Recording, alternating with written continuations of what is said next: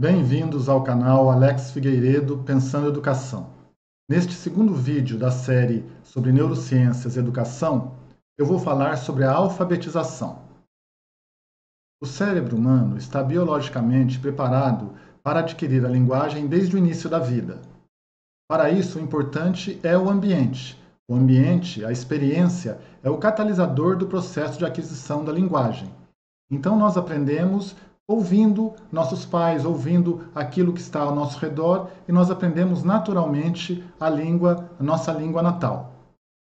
Há uma relação inversa entre a idade e a efetividade da aprendizagem de vários aspectos da linguagem. Quanto mais cedo nós somos expostos a uma linguagem, mais fácil é a aprendizagem daquela linguagem específica. Em relação à linguagem escrita, a situação é um pouco diferente. Não existem estruturas cerebrais específicas para a aprendizagem da linguagem escrita. A evolução é um processo muito lento. E a escrita é uma invenção cultural com aproximadamente 5.000 anos de idade, então ela é muito recente em termos de evolução. O código gráfico da escrita necessita ser ensinado explicitamente. Não é a mesma coisa do que a linguagem oral, que nós aprendemos pela própria natureza. Nós estamos programados geneticamente para aprender a linguagem oral. Em relação à escrita, isso não ocorre. Então, é necessário um ensino explícito da leitura e da escrita. A aprendizagem dos sistemas escritos é possível devido à neuroplasticidade. O cérebro humano possui uma flexibilidade tal que lhe permite tanto planejar como caçar um mamute, como escrever Romeu e Julieta. Nosso aparato biopsicológico, ele possibilita a produção cultural. Nós conseguimos adaptar estruturas cerebrais que originalmente funcionavam para outras coisas, nós conseguimos adaptar para tudo aquilo que nós produzimos em relação à cultura. A leitura integra dois processos cognitivos distintos e indissociáveis: a decodificação, que é a correspondência grafema-fonema, e a compreensão da mensagem escrita. Eles são processados por dois circuitos cerebrais interdependentes.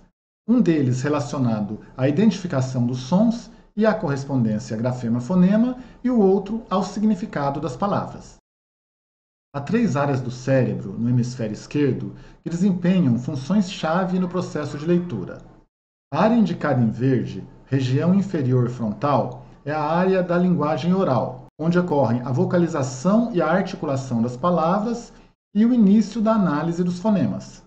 Isso quando estamos falando ou quando estamos ouvindo.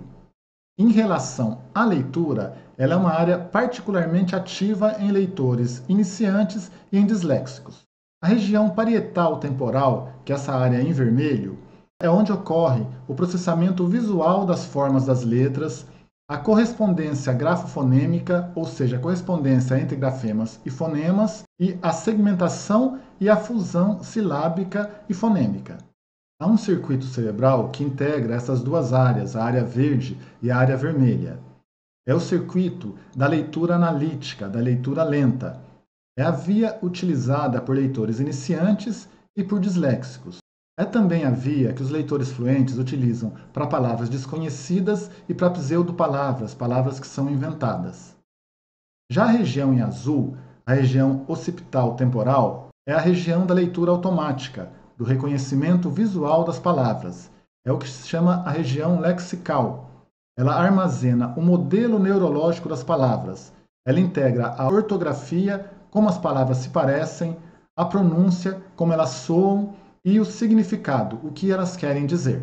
Então esse é o outro circuito que é utilizado para a leitura.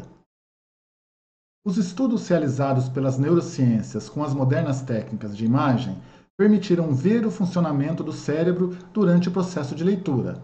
A compreensão de como os processos cognitivos associados à leitura entram em ação aumentou bastante a compreensão das bases fundamentais para a alfabetização. Essa compreensão maior que temos do processo de alfabetização nos mostra quais são as competências que necessitam ser ensinadas explicitamente no processo de alfabetização. A primeira é a consciência fonológica, o conhecimento consciente da natureza segmental da linguagem oral. Quando nós falamos, o fluxo da fala é constante. Não há necessidade de nos preocuparmos com segmentação de palavras, com divisão de sílabas, nada disso. Mas no processo de leitura, é fundamental nós termos consciência de que o fluxo da linguagem falada é dividido em palavras, as palavras são divididas em sílabas, as sílabas são divididas em fonemas. A consciência fonológica pode ser subdividida em consciência silábica, que é o conhecimento consciente de que as palavras são formadas por sílabas, e a consciência fonêmica, que é o conhecimento consciente de que as sílabas são formadas por fonemas. Além disso, nós precisamos também conhecer o princípio alfabético, o conhecimento consciente de que as letras do alfabeto são a representação gráfica dos fonemas utilizados na linguagem oral, a consciência da correspondência fonema-grafema, que é o conhecimento automático das diferentes correspondências entre fonemas e grafemas.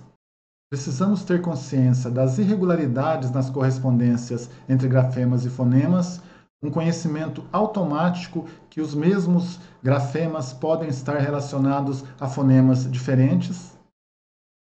Conhecimento consciente da síntese e da análise fonológica, ou seja, a fusão fonêmica, saber ler conjuntamente dois ou mais fonemas, as fusões silábicas sequenciais, saber ler sequencialmente as diversas sílabas que formam as palavras, a segmentação silábica, saber segmentar as palavras em sílabas, e a segmentação fonêmica, saber segmentar as sílabas em fonemas. E também é fundamental a compreensão leitora. Para compreender a mensagem escrita, é necessário decodificar corretamente as palavras, realizar uma leitura automática, sem atenção consciente e com o mínimo de esforço. Essa competência está fortemente relacionada com a capacidade de compreensão da linguagem oral e com o domínio de um vocabulário rico. A alfabetização deve tornar o indivíduo apto para ler, compreender, refletir sobre e incorporar os conhecimentos veiculados pelos textos escritos, que circulam socialmente. Assim, além da fluência na decodificação dos signos linguísticos, é fundamental a alfabetização para o letramento.